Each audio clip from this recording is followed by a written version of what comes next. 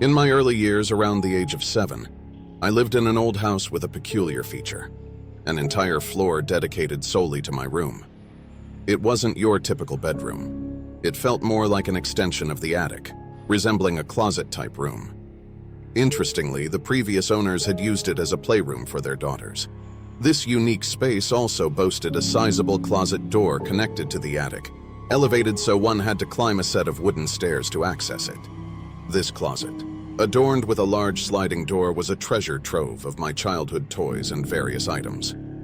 Yet, as a child, I couldn't shake the feeling of isolation in my room, especially with that imposing closet.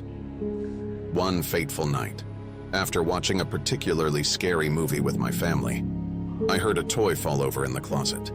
Terrified, I rushed to my parents' room seeking refuge. Despite their reassurances that no one was in the closet, fear persisted, prompting them to allow me to sleep in their room that night. The following evening, I had almost forgotten about the incident until I heard the unmistakable sound of Legos spilling out in the closet.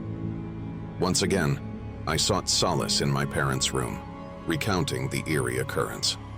My dad, growing impatient, reluctantly agreed to let me sleep in their room once more.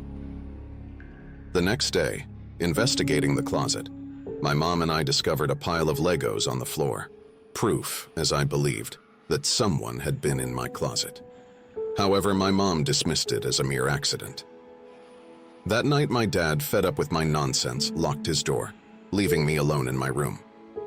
Paralyzed by fear, I lay in silence, my young imagination running wild, anticipating another disturbance. About an hour later, the closet door broke the silence, rolling open with force. Moonlight spilled through my window, revealing a figure standing by the closet. I unleashed a scream of pure terror as the figure leaped down and fled my room, ultimately escaping through the front door. Despite my dad's attempt to apprehend the intruder, he remained elusive, and the police were unable to catch him. Fast forward to 8th grade, during a school trip known as the Louisiana Tour.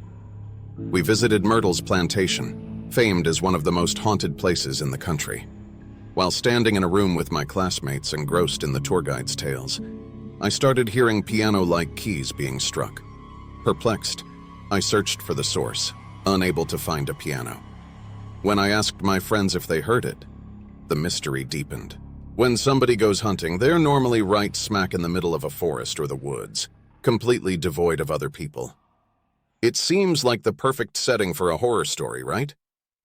Well, these 3 supposedly true stories will show you just what can go wrong while hunting. I've been a passionate hunter ever since my dad started taking me out on trips every Saturday. I thought I would pass down the same tradition to my son. During the setting of this story, my son Peter was 10 years old. I armed Peter and myself with Remington Model 798 sniper rifles, carrying it until we found the perfect spot. We could have used the deer hunting tower hidden deeper in the woods, but I figured that wouldn't be the best first-time experience for Peter. There was a lot of waiting, more than usual in this certain spot. I could see Peter getting bored, constantly yawning and sighing. I didn't want him to think this sport was that boring. So I packed up our stuff and told him we were moving. As soon as we began walking, I heard footsteps. I put my arm in front of Peter silently and motioned for him to raise his gun, until I spotted someone's head peering out from around a tree in the distance. I pushed the gun down immediately, a bit disappointed but relieved that Peter didn't shoot. I gave him a quick little apologetic wave. I couldn't tell if he was another hunter, but something was off about his face. There was something off-putting about his face. I couldn't put my finger on it at that moment. Seeing somebody this deep into the woods was rare, and this guy didn't exactly look like a hunter. So, as a safety precaution, I steered Peter in the other direction. Still no sign of any deer. Peter asked me about the man who I thought he was, and I just told him I didn't know, and I didn't think we should get closer. A few minutes later, Peter started complaining that he was hungry. I was getting hungry myself.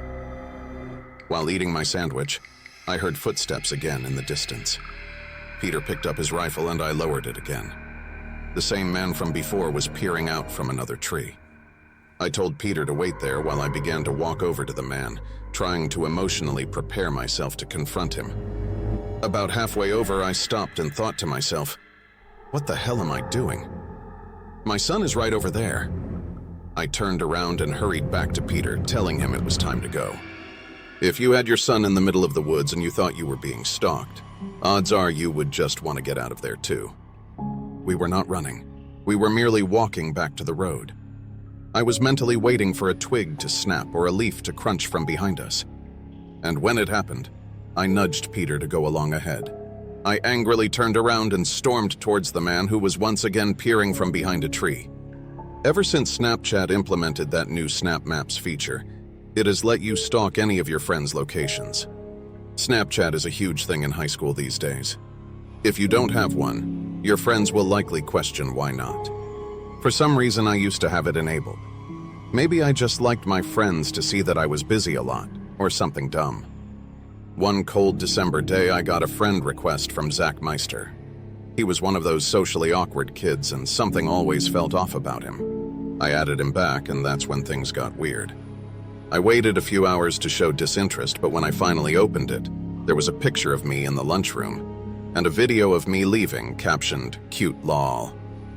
That night, Zach messaged me asking, "You live on Mason Street?" I answered reluctantly, not realizing the unsettling events that would follow. Pictures of my house, my window, and eventually me in my room. It was chilling. He said he found me with SnapMap, claimed he liked watching people sleep, and even mentioned he planned to visit. I woke up to my window open and my closet door ajar. The room was freezing. Notifications from Zach flooded my phone. Pictures of the sidewalk, my house, and me in my bed were taken from my closet. Then, chilling messages about watching me sleep and his intention to visit.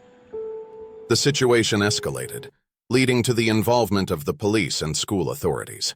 Zach's unsettling actions, documented through SnapMap, served as proof that led to his charges of juvenile breaking. It's a stark reminder of the importance of safeguarding our online presence and being cautious about who we allow into our digital lives.